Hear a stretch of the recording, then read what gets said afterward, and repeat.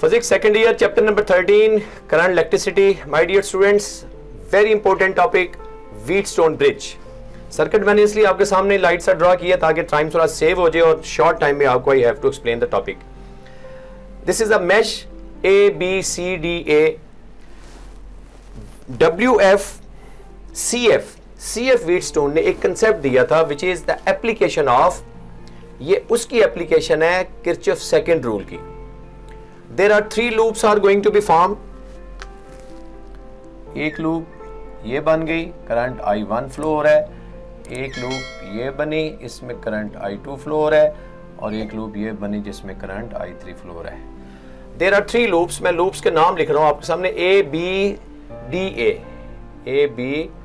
A first loop, second loop B C D B and the third loop is which is not to be applied, लेकिन बहरहाल A D B C A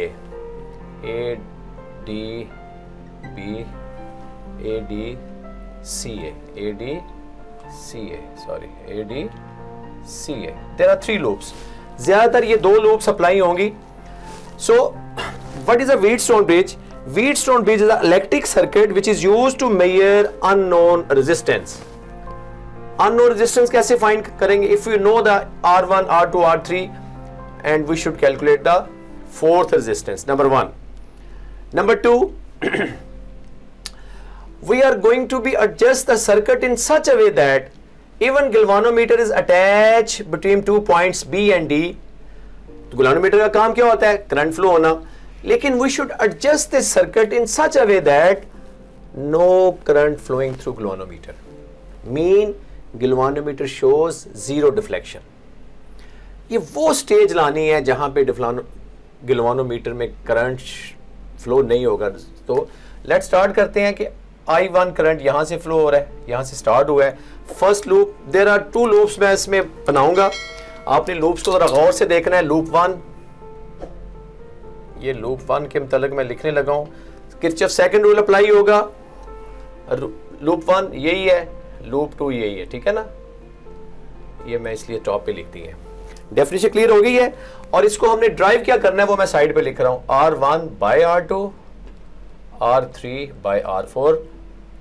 we should find a balancing point, balancing condition for which, कौन सी balancing condition for which no current is flowing through. ये जो RG में current flow हो रहा है गैल्वानोमीटर में, इसको हम कह रहे हैं RG. ये I1 इधर फ्लो होगा, लेकिन चूंकि इसमें I3 भी फ्लो होगा, इसमें I2 भी फ्लो होगा और I3 भी फ्लो होगा. चलें जी, पहली लूप ले रहा हूं मैं. पहली लूप ABDA. इसको थोड़ा गौर से अंडरस्टैंड करना ही है. मैंने बताया था, if resistances are on the way, always loss of energy mean negative sign with the potential. तो -I1 R1. अभी चूंकि R3 के क्रॉस जाना है, R3 के cross there are two currents. तो याद रख लें, इनका डिफरेंस लेंगे. डिफरेंस कैसे लेंगे कि जो लूप में करंट मेन फ्लो हो रहा है वो डोमिनेट होगा, वो पॉजिटिव होगा, दूसरा उसके सब्ट्रैक्शन में आएगा. Okay, there are two currents flowing through R3. R3 is also on the way, negative. Third one, galvanometer में से आप देखें I1 भी फ्लो हो रहा है और I2 भी फ्लो हो रहा है, क्योंकि I साथ वाले लूप में है. तो हम क्या लिखेंगे? I1 डोमिनेट है. तो माय डियर स्टूडेंट्स, अगर आपको ये लूप की इक्वेशन लिखनी आ गई with the help of Kirchhoff second rule, voltage rule, potential across the loop always be zero. This 1 2 3. अगर ये लूप समझ आइए then I should move forward to the loop 2. चलें जी, लूप 2 के ऊपर.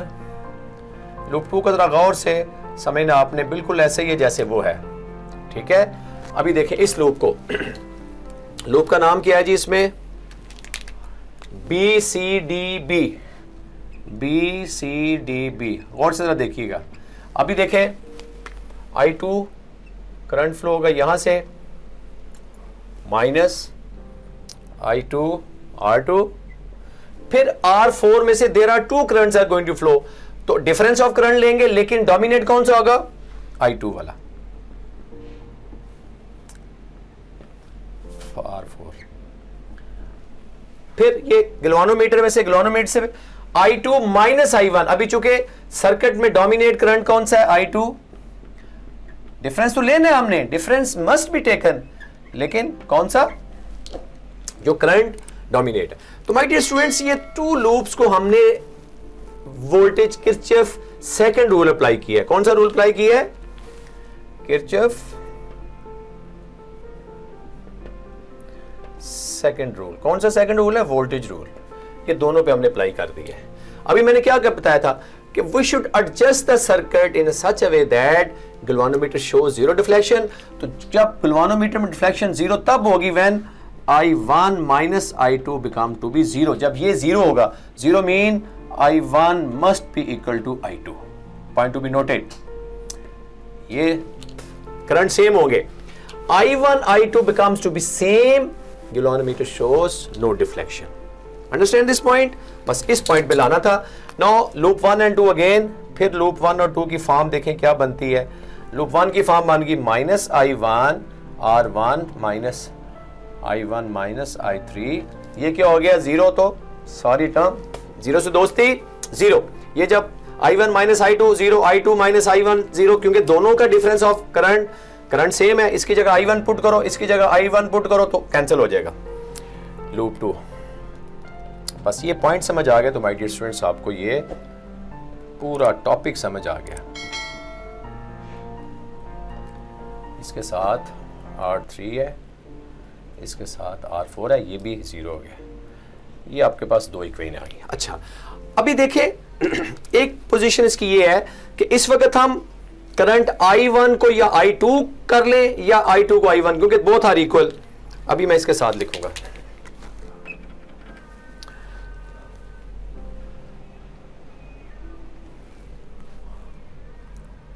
I1 इक्वल टू I2 होगा, तो then minus I1 R1 minus I1 को I2 कर लो, माइनस इसको फिर I2 को हम I1 करेंगे, ठीक है। और ये क्या हो जाएगा? माइनस I1 R2 माइनस इसको I2 को I3 ही रहने दें, R4। ओके, अभी आप क्या करें? इसको राइट हैंड साइड पे ले जाएं। Minus I1 R1 is equal to I2 minus I3 R3, और ये दूसरी इक्वेशन क्या आ जाएगी? Minus I1 R2 is equal to I2 minus I3 R4। Now we should take the ratio of these two one. अभी ratio लेंगे, minus I1 R1 के नीचे माइनस I1 R2 आ जाएगा, I2 माइनस I3 R3 इसकी ratio के नीचे आ जाएगी, dividing. My dear student देखें गौर से जरा, I2 minus I3 cancel, minus I1 cancel, तो result becomes to be R1 by R2 is equal to R3 by R4।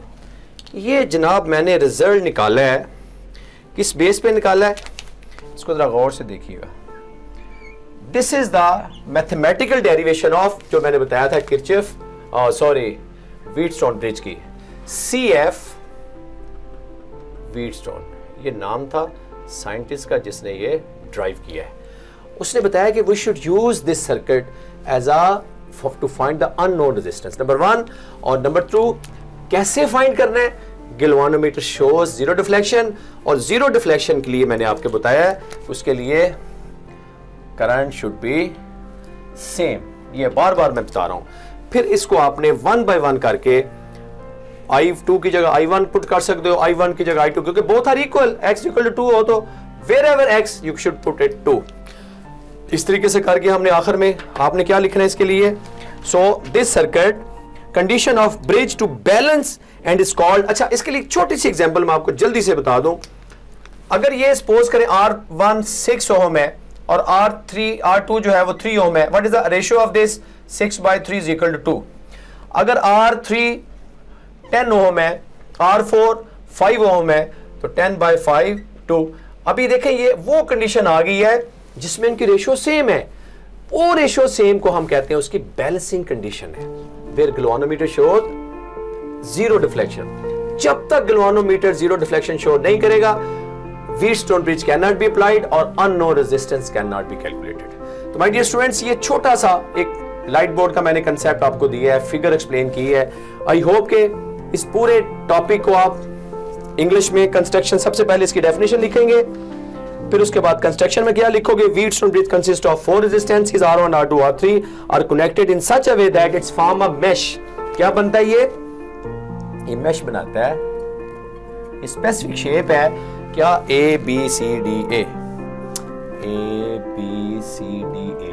ए से स्टार्ट किया ABCDA, ये मेश स्पेसिफिक शेप है, इसको हम मेश ABCD कहते हैं। ठीक है जी। ये कंस्ट्रक्शन में क्या किया है, B एंड C में you should connected the galvanometer, A and C के साथ आपने बैटरी लगाई है और ये आपने जब तक की क्लोज नहीं करनी उस वक्त तक सर्किट में करंट नहीं फ्लो होगा।